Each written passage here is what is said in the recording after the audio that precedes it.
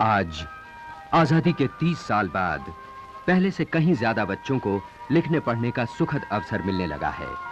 आज स्कूलों में हमारा आजादी का आंदोलन इतिहास का विषय है।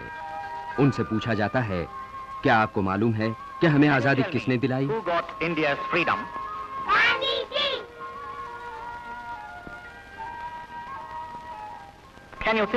इस जाने माने नाम के सिवा और कोई नाम आप जानते हैं जो हमारी आजादी से संबद्ध हो? वल्लभभाई पटेल, राजा जी, नेताजी सुभाष चंद्र बोस, बाल गंगाधर तिलक, कामराज भगत सिंह, जयप्रकाश नारायण, मौलाना आजाद। बिल्कुल सच कहा। आजादी की लड़ाई के ये प्रमुख सेनानी रहे। लेकिन ऐसे और भी कई नेता हैं जिन्होंने आजादी के जंग में अपनी जान की बाजी लगा दी, पर हम उनके नाम तक नहीं जानते। हजारों ने अपनी जान की कुर्बानी दे दी ताकि आने वाली पीढ़ियां आजाद देश में सांसें भर सकें। आजादी के इन योद्धाओं के रास्ते चाहे अलग अलग रहे हों, उनका लक्ष्य एक ही था, भारत को आजाद करना। सब में वही हिम्मत थी, वही लगन और वही त्याग की भावना। जो चले गए उनका शुक्रिया अदा तो हम कैसे करें, पर कुछ आज भी हमारे बीच हैं, उनका सम्मान हम जरूर कर सकते हैं।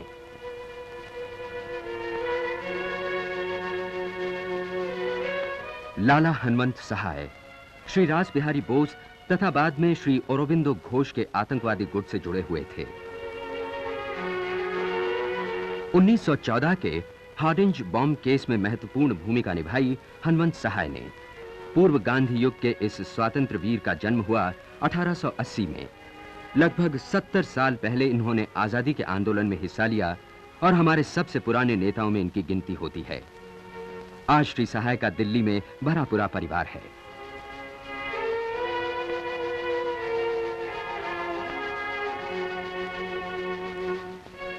पर गांधी जी के आते ही आंदोलन ने नया मोड़ लिया।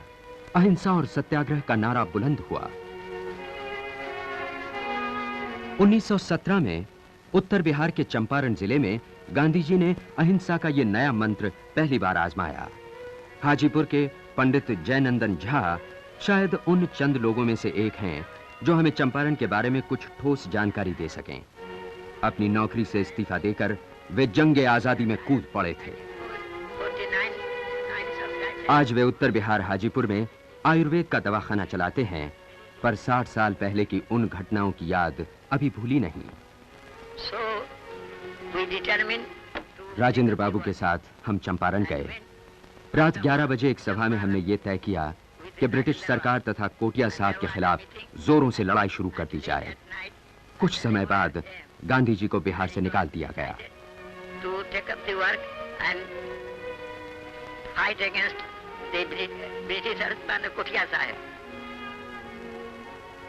For some time we waited there and Gandhiji was ordered to leave Champaran and Bihar. क्रांतिकारी चाहे हिंसावादी हों या अहिंसा के पथ पर चलने वाले सत्याग्रही, दोनों को बड़ी तकलीफें झेलनी पड़ी, लंबी जेल काटनी पड़ी।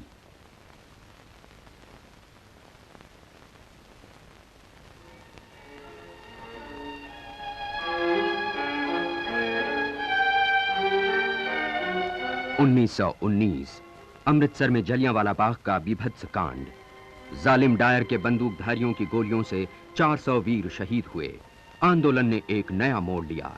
महात्मा जी ने कहा, इस हैवानी हुकूमत को जरा सा भी सहयोग देना एक बहुत बड़ा पाप है, लेकिन फिर भी उन्होंने अहिंसा का हथियार ही कबूल किया। शांताराम वकील ने वही गांधीवाद अपनाया। 1923 में नाभा में उन्होंने अपनी पहली जेल यात्रा की और तब से 25 साल तक देश के किसी न किसी जेल खाने को आबाद करते रहे। आज बुढ़ापे में अपनी रोटी आप पकाते हैं, भटिंडा में अकेले रहते हैं। जवानी तो सारी जेल खानों में बीती। शादी करके घर बसाने का वक्त ही कहां था। सिर्फ एक लगन थी, देश को आजाद करने की।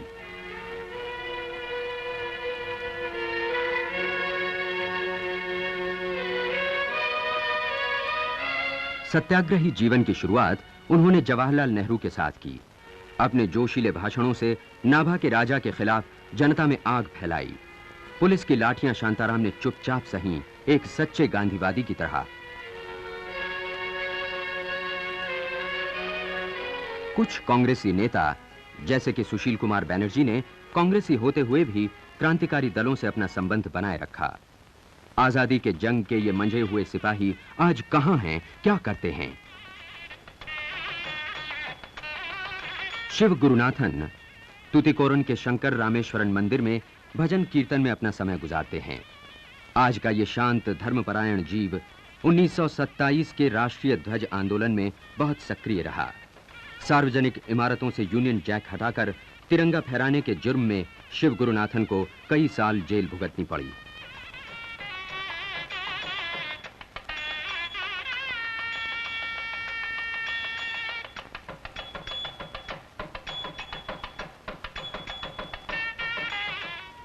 1930 में गांधी जी ने सत्याग्रह का सबसे महत्वपूर्ण दौर शुरू किया। कई दूसरे सत्याग्रहियों के साथ वे अहमदाबाद से दांडी पैदल गए, नमक का कानून तोड़ने। इस यात्रा से प्रेरित होकर हजारों देशवासी भारत के समुद्र तट की ओर चल पड़े। ब्रिटिश राज का जबरदस्त विरोध इस प्रतीकात्मक तरीके से किया गया।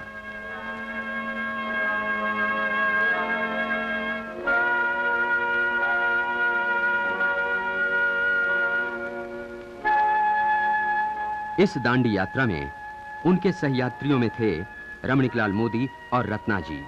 आज भी वे साबरमती आश्रम में गांधी जी के अहिंसावादी आदर्शों का प्रचार कर रहे हैं, छुआछूत को मिटाने में लगे हुए हैं।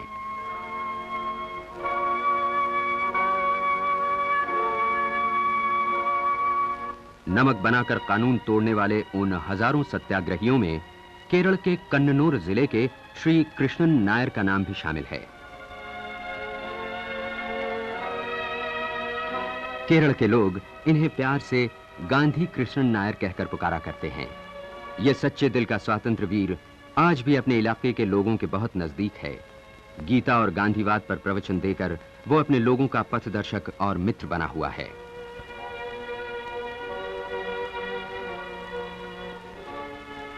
यह सोचना गलत है कि सत्याग्रह सिर्फ तटवर्ती इलाके तक ही सीमित था।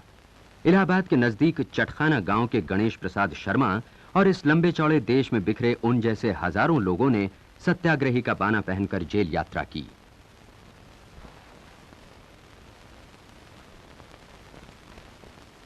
कोलार के मारीमुत्तु चेट्टियार को इतनी बार जेल हुई कि उन्हें राज्य से निकाला गया और तब से वे धर्मपुरी में डॉक्टरी कर रहे हैं।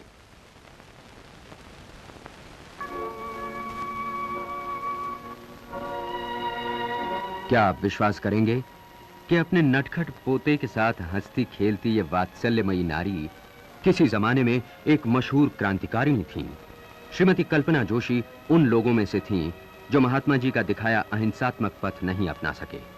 बड़े घराने की ये मेधावी महिला अपने कॉलेज की प्रयोगशाला में विस्फोटक बनाकर क्रांतिकारियों को दिया करती। उसके सहयोगियों ने चटगांव स्थित सरकारी अस्त्रशाला पर कब्जा कर लिया था। 16-17 साल की कल्पना अंडरग्राउंड चली गई। पुलिस इनके पीछे पड़ी हुई थी।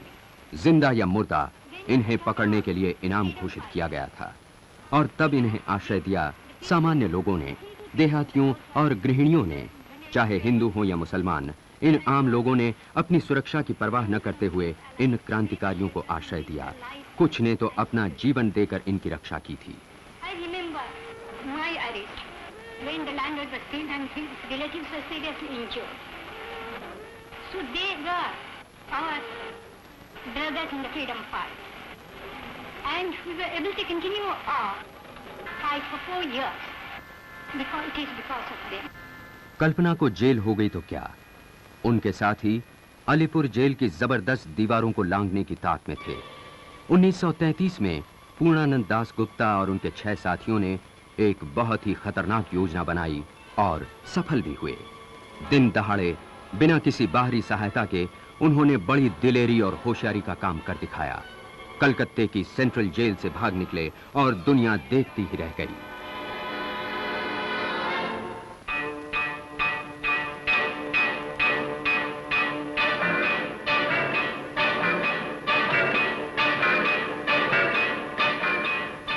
लेकिन कुछ ही महीनों के अंदर एक बलवे का आयोजन करते हुए वे पकड़े गए और इन्हें 40 साल का सख्त कारावास हुआ। आजादी की अगली शाम तक वे जेल में रहे। दूसरा विश्व युद्ध शुरू हुआ तो भारतीय नेताओं के सामने एक और समस्या खड़ी हुई।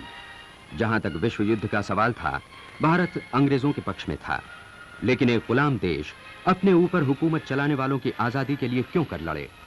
भारत को फौरन आजादी मिले ये मांग जब पूरी नहीं हुई, तब 1942 में महात्मा गांधी के नेतृत्व में एक जोरदार आंदोलन शुरू किया गया। सरकार ने दमन की नीति अपनाई, कांग्रेस पर प्रतिबंध लगाया गया, सारे नेताओं को हिरासत में लिया गया, बहुत खून खराबा हुआ। अगस्त 1942 से आंदोलन ने जो जोर पकड़ा तो देश भर के स्वतंत्र सैनिक एक झंडे तले इकट्ठा हो गए।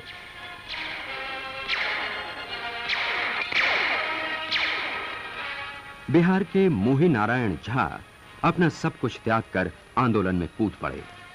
आंदोलन की दिल हिला देने वाली घटनाओं को याद करते हुए उन्हें उस खौफनाक दिन की याद आ गई जब पटना सचिवालय के बाहर उनके 7 सहयोगियों की हत्या कर दी गई थी।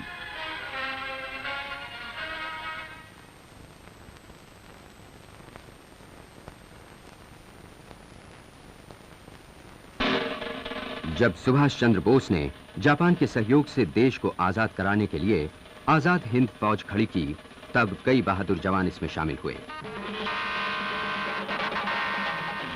बर्मा से होती हुई यह फौज मणिपुर के रास्ते भारत आई। मणिपुर के कई नौजवानों को आजाद हिंद फौज में शामिल होने की प्रेरणा मिली।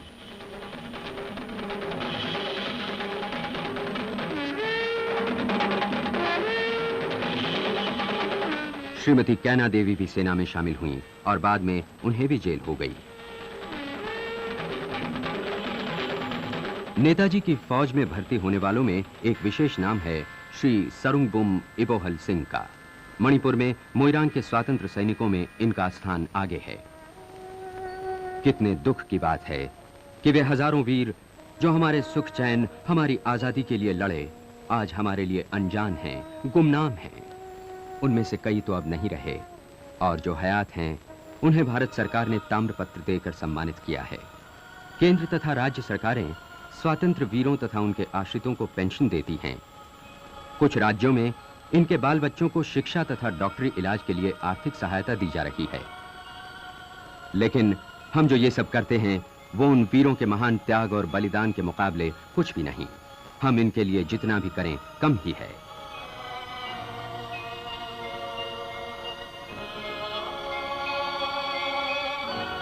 न जाने देश के किस कोने में, किस गांव कस्बे में ये बिखरे पड़े हैं। आज इतिहास ने इनकी और इनकी जिम्मेदारी हम पर सौंपी है। गांधी चेट्टियार और अरुमुगम चेट्टियार, तुतिकोरिन के 2 स्वतंत्र सैनिक, जेलें काटी, लाठियां खाईं, लेकिन आज बुढ़ापे में भी इन्हें आराम नहीं। ठेला गाड़ी चलाकर गुजारा करते हैं। क्या इनके प्रति हमारी कोई जिम्मेदारी नहीं?